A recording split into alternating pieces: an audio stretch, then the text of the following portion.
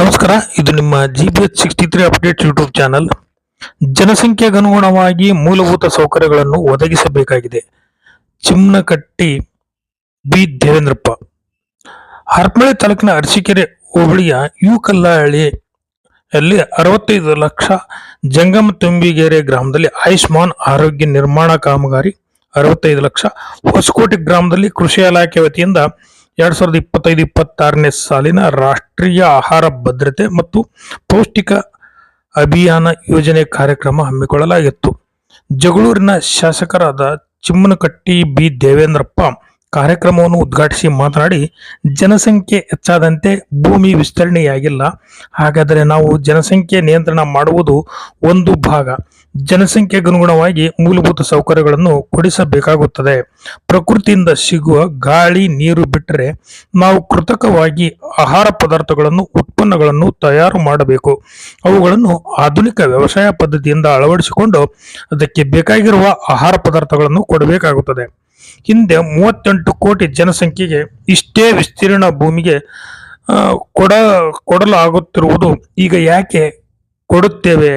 ವರ್ಣ ಆಧುನಿಕ ಯಂತ್ರೋಪಕರಣಗಳು, ರಸಗೊಬ್ಬರ, ಕೃಷಿ ಪದ್ಧತಿಯಲ್ಲಿ ಆಧುನಿಕತೆಯಲ್ಲಿ ಬಳಸಿಕೊಡುವುದು, ಕ್ರಿಮಿನಾಶಕ ಸಿಂಪರಣೆ ಮಾಡುವುದು, ಇವೆಲ್ಲವನ್ನು ಮಾಡಿದರೂ ಸಹ ಇವತ್ತು ನಮ್ಮ ಕಣ್ಣು ಮುಂದೆ ದೊಡ್ಡ ಸವಾಲುಗಳಿವೆ.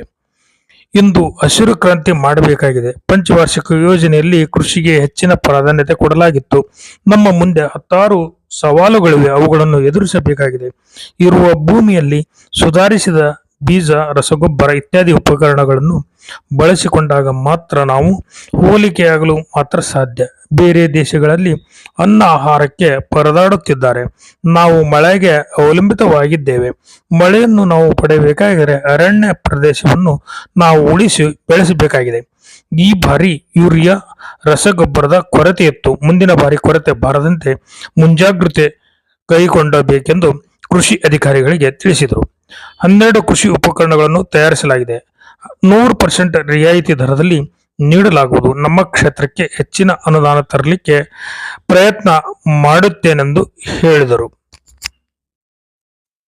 ತಾಲೂಕು ಕೃಷಿ ಅಧಿಕಾರಿ ಉಮೇಶ್ ಪ್ರಾಸ್ತಾವಿಕವಾಗಿ ಮಾತನಾಡಿ, ಕೃಷಿ ಪದ್ಧತಿಯಲ್ಲಿ ಸಾವಯವ ಕೃಷಿಗೆ ಹೆಚ್ಚಿನ ಆದ್ಯತೆ ನೀಡಬೇಕು.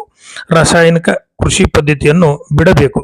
ರಾಸಾಯನಿಕ ಗೊಬ್ಬರದಿಂದ ಬೆಳೆದಂತಹ ಬೆಳೆಯಿಂದಾಗಿ ನಾವು ತಿನ್ನುವಂತಹ ಆಹಾರ, ಸೇವಿಸುವ ಗಾಳಿ, ಕುಡಿಯುವ ನೀರು ಸಹ ವಿಷಪೂರಿತವಾಗಿದೆ. ಈ ವಿಷಪೂರಿತ ಆಹಾರವನ್ನು ನಾವು ತಿಂದು ನಮ್ಮ ಆರೋಗ್ಯವನ್ನು ಹದಗೆಡಿಸಿಕೊಳ್ಳುತ್ತಿದ್ದೇವೆ. ಕೇಂದ್ರ ಮತ್ತು ರಾಜ್ಯ ಸರ್ಕಾರಗಳು ರಾಷ್ಟ್ರೀಯ ಆಹಾರ ಭದ್ರತೆ ಮತ್ತು ಪೌಷ್ಟಿಕ ಭದ್ರತೆಗಾಗಿ ನಾವು ಉತ್ಪಾದನೆ ಮಾಡುವುದರ ಜೊತೆಗೆ ಉತ್ಪನ್ನಗಳಲ್ಲಿ ಎಲ್ಲಾ ರೀತಿಯಲ್ಲಿ ಪೋಷಕಾಂಶಗಳು ಇರಬೇಕು. ಸರ್ಕಾರ ರಾಷ್ಟ್ರೀಯ ಆಹಾರ ಹಾಗೂ ಪೌಷ್ಟಿಕಾಂಶ ಅಭಿಯಾನ ಕಾರ್ಯಕ್ರಮ ಹಮ್ಮಿಕೊಳ್ಳಲಾಗಿದೆ ಎಂದು ಹೇಳಿದರು. ಉಪ ಕೃಷಿ ನಿರ್ದೇಶಕ ಡಾಕ್ಟರ್ ನೈನ್ ಪಾಷಾ ಮಾತನಾಡಿ, ರೈತರು ಎಲ್ಲ ಗೊಬ್ಬರಗಳನ್ನು ಬಳಕೆ ಮಾಡಿಕೊಂಡು ನಮ್ಮ ಭೂಮಿಯನ್ನು ಉಳಿಸಿ ಫಲವತ್ತತೆಯನ್ನು ಕಾಪಾಡಿಕೊಳ್ಳಬಹುದು.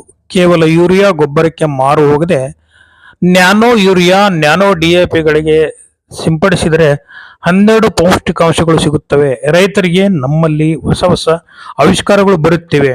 ಆಹಾರ ಪದ್ಧತಿ ಮತ್ತು ಪೋಷಕಾಂಶಗಳ ಸಂರಕ್ಷಣೆ ಯೋಜನೆಯಾಗಿದೆ. ನಮ್ಮಲ್ಲಿರುವ ಎಲ್ಲಾ ಪರಿಕರಗಳನ್ನು ನೀಡುತ್ತಿದ್ದೇವೆ. ಮಹಿಳೆಯರಿಗೆ ಆಹಾರ ಪದ್ಧತಿಗಳ ತರಬೇತಿ ನೀಡುತ್ತಿದ್ದೇವೆ ಎಂದು ಹೇಳಿದರು. ಈ ಸಂದರ್ಭದಲ್ಲಿ ಗ್ರಾಮ ಪಂಚಾಯಿತಿ ಅಧ್ಯಕ್ಷೆ ಗೀತಾ ಚಂದ್ರಪ್ಪ, ಉಪಾಧ್ಯಕ್ಷರಾದ ತುಂಬಿಗೆರೆ ರೇವಣ್ಣ, ಕಲ್ಲಹಳ್ಳಿ ಸಿದ್ದಪ್ಪ, ಬ್ಲಾಕ್ ಕಾಂಗ್ರೆಸ್ ಅಧ್ಯಕ್ಷ ಕಮ್ಮತ್ತಹಳ್ಳಿ ಎಸ್ ಮಂಜುನಾಥ್, ಸಹಾಯಕ ಕೃಷಿ ನಿರ್ದೇಶಕ VC ಉಮೇಶ್, ಕೃಷಿ ಅಧಿಕಾರಿ ಷಣ್ಮುಖ ನಾಯ್ಕ್, ಗ್ರಾಮ ಪಂಚಾಯಿತಿ ಸದಸ್ಯರಾದ KN ಸಿದ್ದೇಶ್, ತುಂಬಿಗೆರೆ ಶಿವಣ್ಣ, ರುದ್ರಪ್ಪ, ಪರಶುರಾಮ್, ವಕೀಲ ಪ್ರಕಾಶ್ ಪಾಟೀಲ್, ಹೊಸಕೋಟೆ ಚನ್ನಬಸಪ್ಪ, ಬೂದಿಯಾಳು ಮೂಗಪ್ಪ, ಕೆರೆಗುಡಿಹಳ್ಳಿ ಹಾಲೇಶ್, ಅರಸೀಕೆರೆ ಪೂಜಾರ್ ಮರಿಯಪ್ಪ, ಶೆಟ್ಟಿ ನಾಯ್ಕ್, ಯರಬಳ್ಳಿ ವಿಜಯಕುಮಾರ್, ಶೆಡ್ಡರ್ ಆನಂದಪ್ಪ, ಚೆನ್ನಾಪುರದ ಹನುಮಂತಪ್ಪ, ಡಾಕ್ಟರ್ ಬಸವರಾಜ್, ಪಲ್ಲಗಟ್ಟಿ ಶೇಖರಪ್ಪ, ಕಲ್ಲಹಳ್ಳಿ ವೆಂಕಟೇಶ್, ಆಶಾ ಕಾರ್ಯಕರ್ತೆಯರು, ಸುತ್ತಮುತ್ತಲಿನ ಹಳ್ಳಿಯ ರೈತರು ಹಾಗೂ ಮುಖಂಡರು ಹಾಜರಿದ್ದರು.